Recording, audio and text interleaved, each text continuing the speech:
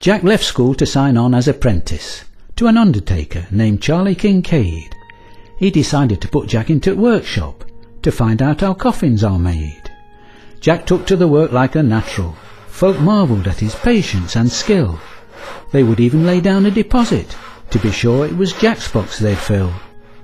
Jack was given a room on the premises, all found and with nothing to pay. At the time he thought it were an advantage, but it really didn't turn out that way.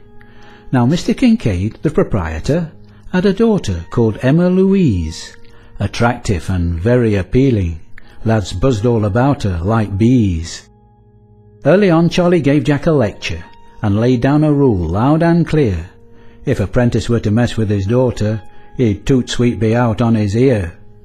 One day after Charlie had put phone down, he announced he was to go on a trip. "I'll just be away for a couple of days, so Emma, you're in charge of the ship."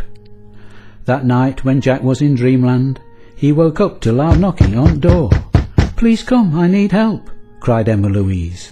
Jack woke up and wondered what for. He leapt into his clothes as quick as a flash and asked what had caused all the fuss.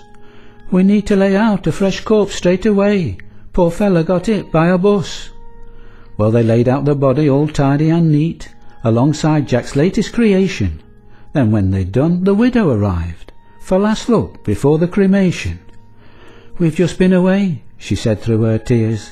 "He reckoned he felt a bit flat, but he looks that much better now that he's back. It was worth it, no doubt about that."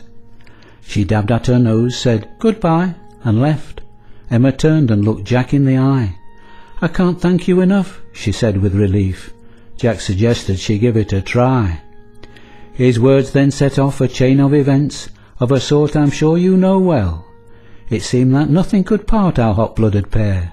That was, until someone rang bell. Emma quickly dived over to the window to see who the culprit might be. In near panic she cried out, "It's Charlie, back early and forgotten his key."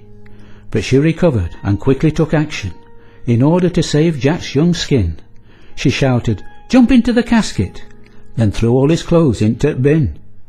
She managed to dress before opening the door, then stood back whilst fearing the worst. But Charlie pushed past her with hardly a glance. "Meeting were cancelled," he cursed. Jack meantime lay quietly in coffin.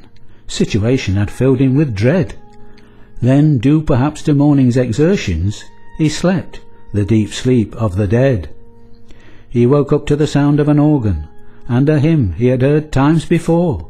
Then it stopped, and after a moment he could hear gentle music once more. It was then he felt himself moving, and he started to feel rather hot. He cottoned on to where he was headed, and decided he'd perhaps rather not. He summoned all the strength he could muster, and kicked the lid open right there, then jumped out, stark naked and trembling, but escaped being fried, medium rare. Spare a thought for the attendant on duty, last seen at the top of the spire, and remember, if you surrender to passion, you could be consumed by the fire.